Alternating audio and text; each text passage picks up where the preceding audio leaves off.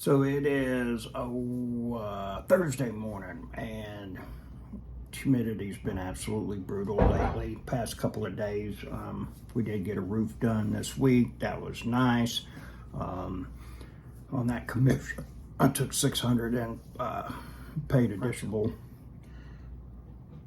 on a duplex that I own. My goal is to get it paid for in 10 years, and that might end up being a property that I keep. I was thinking about getting to a point of where I just had about 5 that, were good performers, hanging on to those and selling everything else off, taking that money, putting into, the stock market, dividend paying stocks and ETFs and whatnot.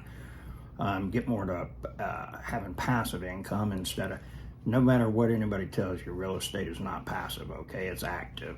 And even if you turn over to a management company, you still need to manage the management company. So there you have it.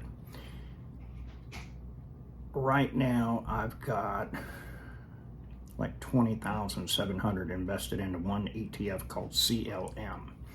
I just got my commission check for last month, and that was $265. So you figure if I get for 12 months, every month, okay, and what happens with those dividends is they go right back into it, and so it keeps on compounding. Well, it's right at about 13% return on that investment every year. Not bad, okay? Now, granted, you're going to have to pay capital gains out of that. CLM does have some pretty high fees, but they also got a high dividend as far as percentage-wise goes. The thing about it, folks, is cash flow is king. Being able to do what you want, when you want, and how you want is the real flex. It's not so much as owning the Louis purse or driving the King Ranch diesel or the, 6-bedroom, 4-bath house. It's more about being able to do exactly what you want to. Now, if you have all of those things, and you've got cash flow coming out the yin yang and everything like that, my hat's off to you. I applaud you, okay? So what the goal is for me is to get everything to a point of where I am not having to work, so to speak. And granted, could not lift a finger on my rentals, hire everything out, still make some money. However, I would not get to the point that I would like to be at as quick. And what I'd really like to do is get it to where my total monthly income is $25,000. And with that, and I know some people are like, Jesus Christ, man, that's a lot of money and everything. Here's the thing, folks, is, you make $100,000 or $150,000 a year. It's enough to make you think that you're rich, but you're really not, okay? And the big picture of things and whatnot, what would $25,000 a month do for me?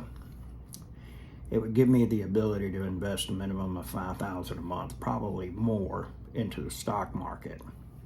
Reason I say about that is I'm 54 years old. The average white male dies at 74.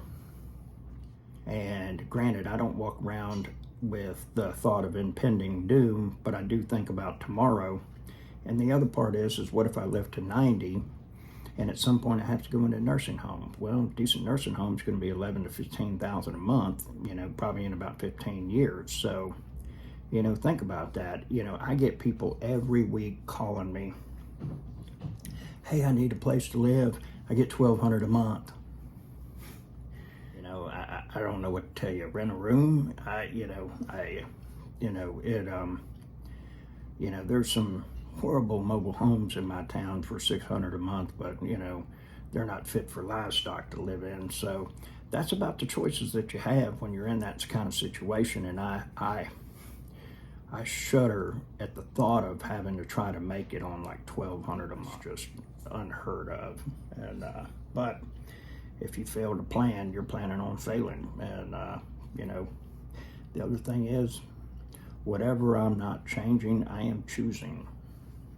If I am not choosing my changing my financial situation, then I'm choosing exactly what I have. And here's the thing is exactly what you have today is not what you're going to have tomorrow, because guess what? Inflation goes up, taxes go up, and generally speaking, your pay is pretty much flatlined. So if you don't make any moves, you're going to get behind quickly. Hope you have a wonderful day. We are actually framing on the inside of the house, and the reason for that is to have it spray foamed to be much better with the insulation. This is an old house. It had, I don't know what the board is that they call, and then after that it was plaster.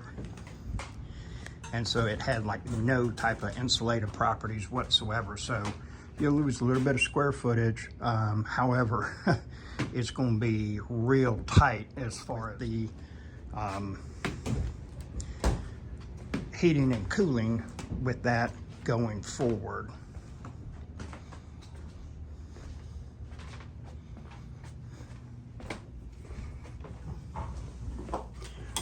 This bathroom we did about 3 years ago, and so nothing's getting done in here. Alright, we got this lock box right here. Alrighty.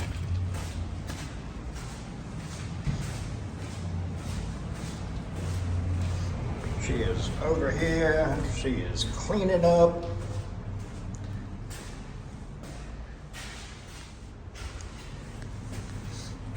It is coming along.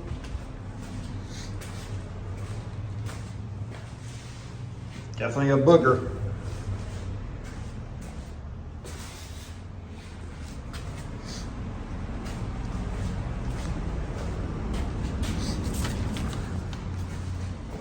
That thing gets popsicle cold up in here.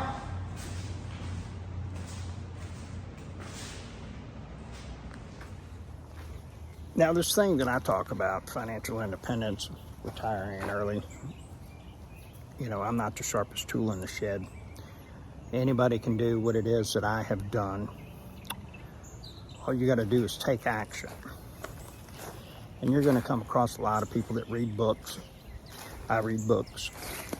You're going to come across a lot of people that watch videos, and I watch videos.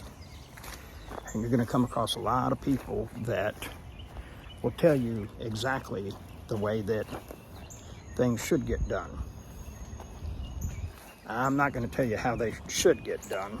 I'm just going to share my experience, my strength, my hope, and let you know that all those things, but I also took action. And action is what produces results. And that's what trumps all of that reading and doing this and doing that. I actually know somebody that paid $150,000 to be part of a mastermind. They got the deluxe package, you can bet on that, okay? And what did not happen was them taking advantage of the knowledge that they got from it and doing anything with it. That didn't occur. Matter of fact, they did nothing. And so basically they spent a load of money and got no benefit from it.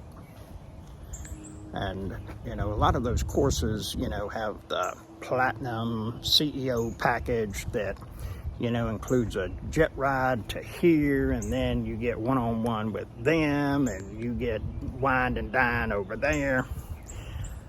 You know, and they're looking for that person that's got that $150,000, that's for sure. This right here, folks, was my first rental. I bought this house for $25,000 about 22 years ago. Somebody out, they paid $1,475 last month in rent. And we're gonna get it cleaned up, get it rented again.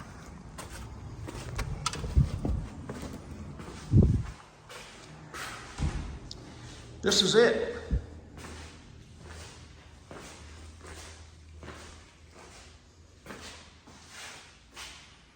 They painted the cabinets. They used to be gray.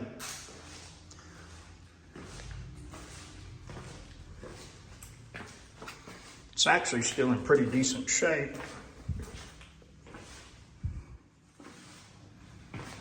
Good sized bedrooms.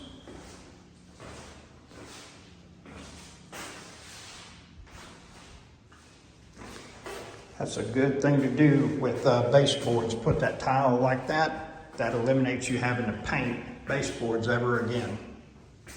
Real easy to cut in on them.